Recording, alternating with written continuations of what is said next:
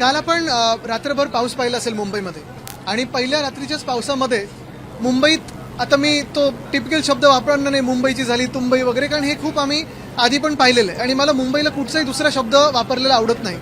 पण मुळात हेच प्रश्न आहेत की जे आम्ही सातत्याने गेले 2-3 महिने ज्या व्हिजिट्स केल्या ओरडून सांगत होतो की नालेसफाई पूर्ण झालेली नाही आहे किंवा जी यंत्रणा आहे ती पूर्ण कामाला लागली नाही आहे, किंबहुना आम्ही जे सांगत होतो की मान्सून पूर्वीच्या ज्या बैठका आहेत आता सत्ता आल्यानंतर तरी घ्यायला सुरुवात करा. गेले 4 वर्ष देखील तुमच्या हातातच सत्ता होती, प्रशासक होते, पण हे सगळं कुठेही काम झालेलं दिसत नाही आहे. आणि पहिल्या पावसात मुंबईचे काय हाल झाले आहेत आपण पाहताय. एकीकडे पाऊस झालाय हा 23-24 तारखेला, म्हणजे जवळपास 1 महिना उशिरा. सगळी कामं, रस्त्याची कामं असतील, इन्फ्रास्ट्रक्चरची कामं असतील, नाल्यांची कामं असतील, गटारांची कामं असतील, हे सगळं पूर्ण करायला तुम्हाला 1 महिना अधिकचा मिळाला. आणि ते सगळं होऊनही आज तुम्ही पाहता अंधेरी सबवे असेल, गांधी मार्केट वगैरे तो परिसर, म्हणजे तिथे आम्ही खरं तर फ्लड फ्री करून दाखवलेलं. आणि फ्लड फ्री करून झाल्यानंतर देखील आज तुम्ही पंप चालू नाही करू शकलात, आज तुम्ही यंत्रणा कुठेही ॲक्टिव्ह नाही करू शकलात. काल मुंबई एअरपोर्टवरची अनेक विमानं देखील ही रद्द झालेली आहेत. ही परिस्थिती ही काही विकसित भारतची चित्र नाही आहेत.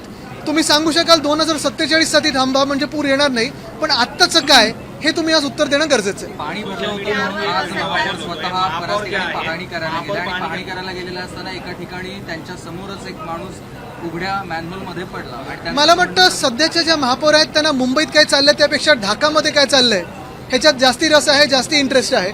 आणि म्हणून कदाचित ते बघत असतील त्यांच्या डोळ्यासमोर ढाकाचं चित्र असेल बांगलादेशमधले आणि मुंबईत फिरतायत असं त्यांचं ते व्हर्च्युअल रियालिटीमध्ये झालेलं आहे. आदित्यजी, ज्या प्रकारे मुंबईत पाणी साचल्याची परिस्थिती आहे, महापौर म्हणत आहेत की पहिला पाऊस आहे मुंबईचा, स्वागत केलं पाहिजे. मुंबईत किंवा देशामध्ये पाऊस हा खरा अर्थमंत्री असं म्हटलं जातो देशासाठी.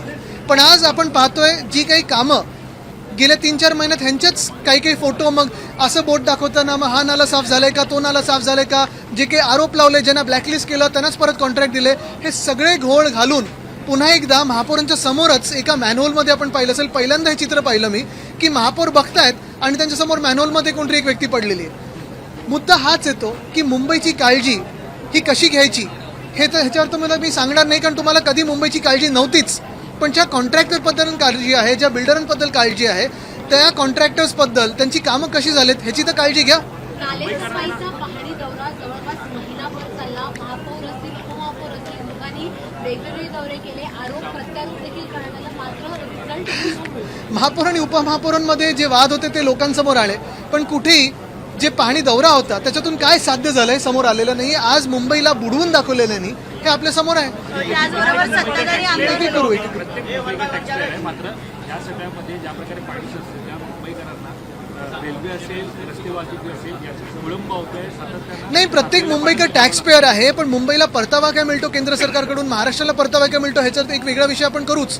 पण महत्त्वाची गोष्ट हीच आहे की आत्ता पण पाहिलं असेल गेले 1-1.5 महिना मुंबईमध्ये पाण्याचे टँकर हे वाढले होते. मुंबईत पाण्याचे कट्स हे 10% सांगत असताना देखील जवळपास 40 ते 50% पाण्याचा कट होता. अनेक ठिकाणी पाण्याचा दाब नव्हता. आणि हे सगळं झाल्यानंतर अचानक काल पाऊस आला आणि महापौरांसमोरच एक मॅनहोलमध्ये व्यक्ती पडलेली आहे. म्हणजे ना तुम्हाला धड पाण्याचा दुष्काळ किंवा टंचाई सांभाळता येते आणि ना तुम्हाला धड पाण्याची अतिवृष्टी सांभाळता येते, पाऊस नाही सांभाळता येते. अतिवृष्टी पण झाली नव्हती काल रात्री.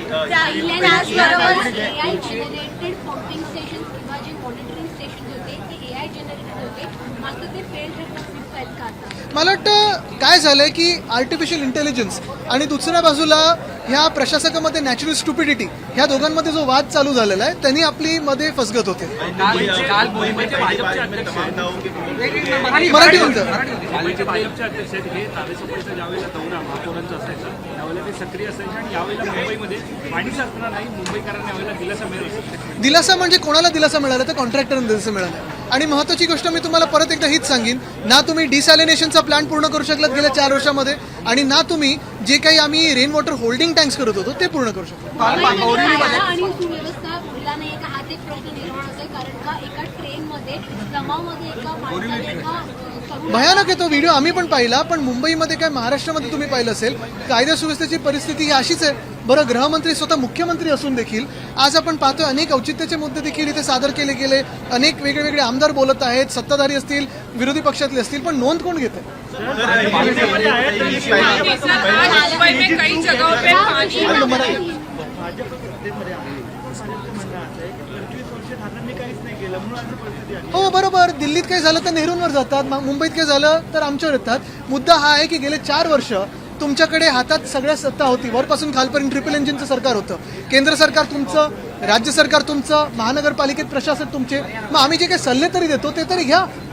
मुंबईमध्ये घटना आहे त्याचा उद्या निकाल लागणार आहे. ही परदेशी केस आहे ज्याचा निकाल लवकर लागणार आहे. न्याय मिळायचं वाटतं. पहिलं उद्याचा निकाल तर येऊ दे. सर, जिस तरीके से मुंबई में आज कई जगहों पे वाटर लॉगिंग हुआ है, रितु तावड़े जी ने भी पहाड़ी की है, क्या लगता है नाले? नहीं, उनका मुंबई के मेयर अभी जो करंट मेयर है उनका ज़्यादा फोकस बांग्लादेश और ढाका पे है, मुंबई में नहीं है. तो एक वर्चुअल रियलिटी वर्ल्ड में वो जी रही है. लेकिन जो हम कहते आए कि अगर आप देखें तो पानी की कमतरता अभी तक थी, कल तक थी.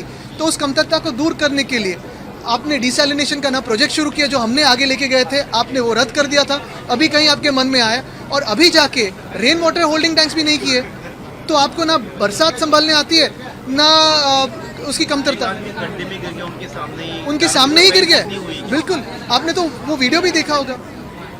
नहीं, जो नालों की सफाई जो दावे किए जाते क्या उसमें कोई सच्चाई नजर नहीं आ रही है? सच्चाई यही है कि बीजेपी सिर्फ कॉन्ट्रैक्टर्स और बिल्डर्स की पार्टी रही है अब, और उनसे ही प्यार है. आज शाम को 5 बजे ओम बिरला जी के साथ आपके 2 सांसद की मुलाकात है, जो अच्छे बगावती सांसद है, उसका रजिस्ट्रेशन रद्द करने की मांग. बिल्कुल, आज 5 बजे उसका हियरिंग है और हम यही अपेक्षा करते हैं कि हमें न्याय मिले और इस देश के संविधान का पालन हो. वही ट्रेन में स्टैम्पिंग की सरेआम जो है एक खून हो सामने जाता आई है, मर्डर हो जाता है, दरवाजे पर खड़े रहने को लेकर कितनी गंभीर बहुत सारी ऐसे बातें पूरे महाराष्ट्र में हो रही है. कानून व्यवस्था की आप देखो धज्जियां उड़ रही है, लेकिन ना गृह मंत्री सीरियस है ना सरकार सीरियस है. केईएम हॉस्पिटल का आदित्य जी केईएम हॉस्पिटल का आदित्य नाम जी बदलने के लिए केईएम हॉस्पिटल के नाम बदलने को लेकर लगातार बातें कही जा रही है. कल भी ये मुद्दा असेंबली में बातें तो सिर्फ यही होती है, नाम बदलो, चेहरा बदलो, सिंबल बदलो.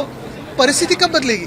जो केएम हॉस्पिटल के लिए जो मदद होनी जरूरी है, जो सपोर्ट मिलना जरूरी है, वो भी तो थे.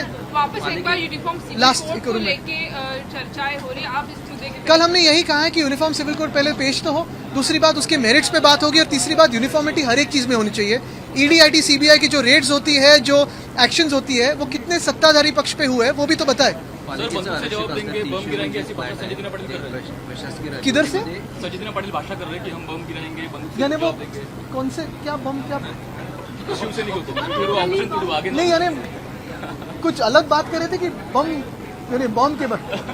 पालिकेचे आरक्षित असेल, बीएमसीचे आरक्षित असेल 300हून जास्त घर हे विकण्यात आलेले आहेत प्रशासकीय राजवटीमध्ये अशी माहिती. मुद्दा हाच आहे की आपण पाहिलं असेल प्रत्येक गोष्टीत त्यांनी घोटाळा केलेला, भ्रष्टाचार केलेला आहे, आणि म्हणून जे आम्ही व्हाईट पेपर सतत मागत आहोत ते देण्याची त्यांची हिंमत नाही आहे. एसआईटी ने आज राम मंदिर में जो चोरी हुई थी उसका रिपोर्ट सामने लाया है. कोर्ट में वो पेश किया जाएगा. राम मंदिर या हमारा जो रामलला का मंदिर है, आपने देखा होगा तब शिवसेना पार्टी ने देखिए पार्टी फंड से उनको पैसे दिए थे, फंड दिए थे. यही बात है कि हम सारे भक्त हैं.